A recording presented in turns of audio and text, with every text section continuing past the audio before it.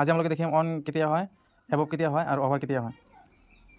তো প্রথমে তো অন, যদি কোনো একটা বস্তু দিয়ে আছে, সাপোজ দিয়ে আছে, এটা টেবল দিয়ে আছে ইয়াত, সাপোজ ধরো ইয়াত টেবল দিয়ে আছে, যদি কোনো একটা বস্তু লাগি থকা বুজায় ইয়াত, মানে সাপোজ টেবুলটোৰ ওপৰত এই বস্তুটো লাগি আছে না, লাগি থাকিলে এনেকুৱা ক্ষেত্ৰত কি হ'ব, অন হ'ব। যেনেকুৱা কলমটো ইয়াত লাগি আছে, টেবুলৰ ওপৰত চাই দিছোঁ, কলমটো ইয়াত লাগি আছে, এনেকুৱা ক্ষেত্ৰত কি হ'ব, অন বুজাব। এবভ কেতিয়া হ'ব, এবভ হ'ব যেতিয়া কোনো এটা বস্তু ওলমি আছে। সাপোজ ধৰক আমাৰ ঘৰত ইয়াত ফেন আছে, চিলিং ফেন যিটো থাকে, তো সেইটো কি হ'ব, এবভ হ'ব, মানে ওপৰত ওলমি আছে, কোনো এটা বস্তুৰ লগত লাগি থকা নাই, তলত কোনো এটা বস্তুৰ লগত লাগি থকা নাই, এনেকুৱা ক্ষেত্ৰত কি হ'ব, এবভ হ'ব।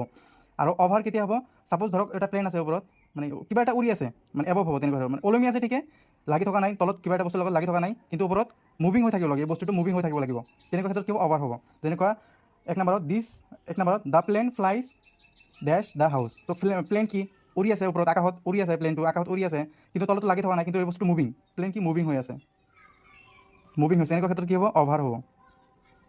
তাৰপিছত 2 নম্বৰটো the cup is dash the table, টেবুলৰ ওপৰত কাপটো সাপোজ কাপটো কি লাগি আছে, এনেকুৱা ক্ষেত্ৰত কি হ'ব, অন হ'ব। 3 number the picture is hang dash the window, পিকচাৰটো কি হৈছে, এটা পিকচাৰ দি আছে, পিকচাৰটো কি হৈছে, খিৰিকীৰ ওপৰত লাগি আছে, ওলমি আছে, তো কি হ'ব ইয়াত, এনেই মুভটো হোৱা নাই, তো এনেকুৱা ক্ষেত্ৰত কি হ'ব, এবভ হ'ব।